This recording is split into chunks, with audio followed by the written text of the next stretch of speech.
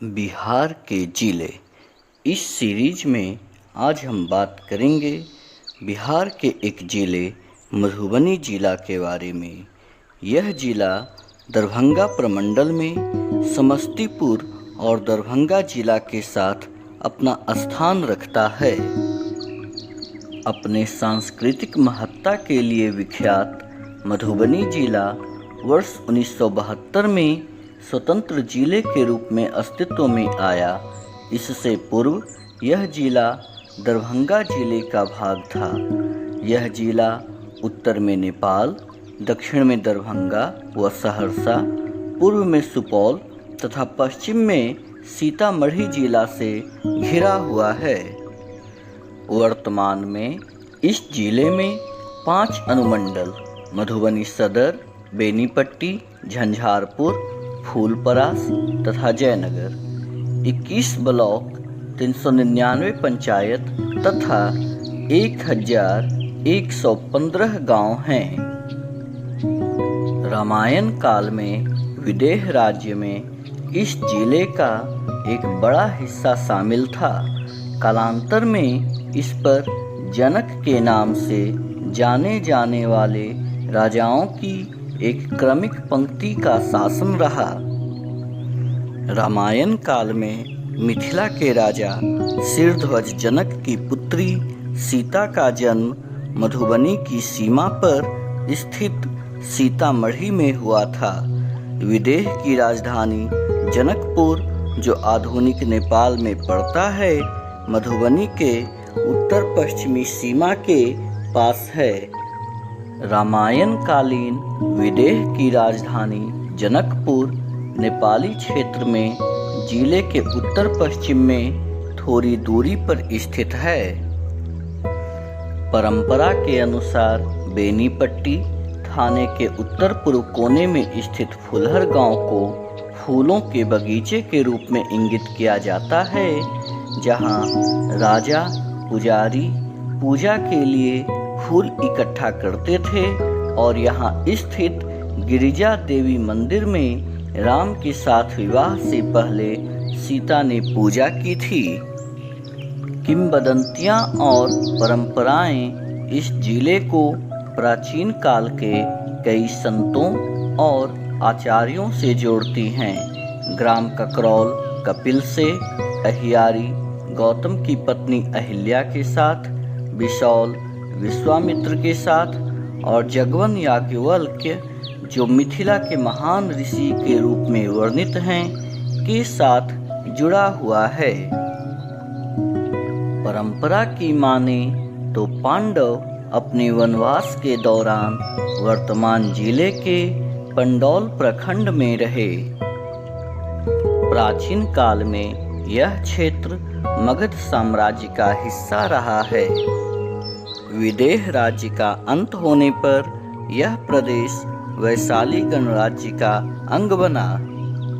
1764 में बक्सर की लड़ाई में अंग्रेजों की निर्णायक जीत ने उन्हें बंगाल के निचले प्रांतों पर निर्विवाद रूप से अधिकार दिया।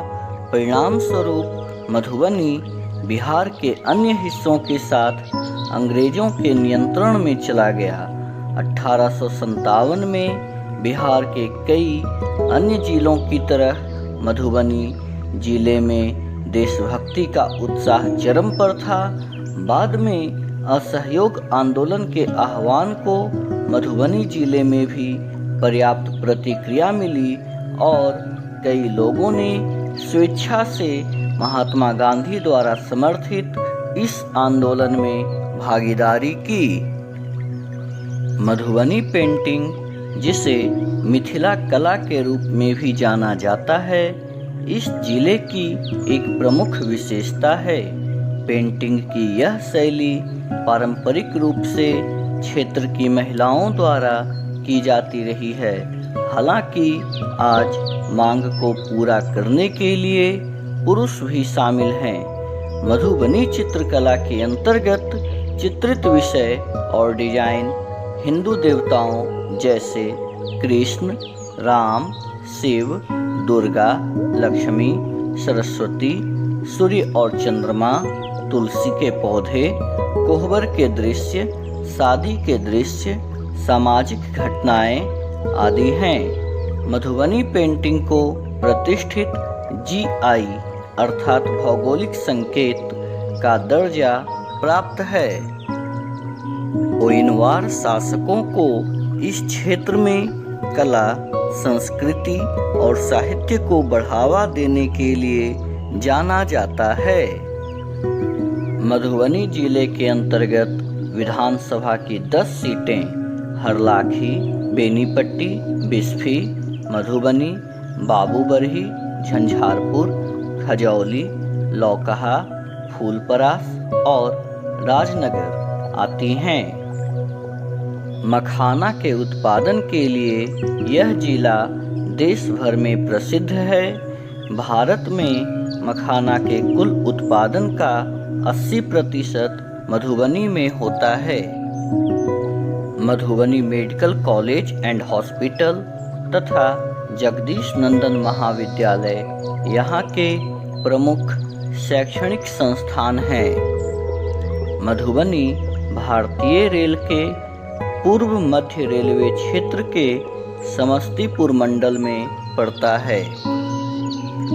NH 57, NH 104 और NH 105 यहाँ से गुजरने वाले प्रमुख राष्ट्रीय राजमार्ग हैं।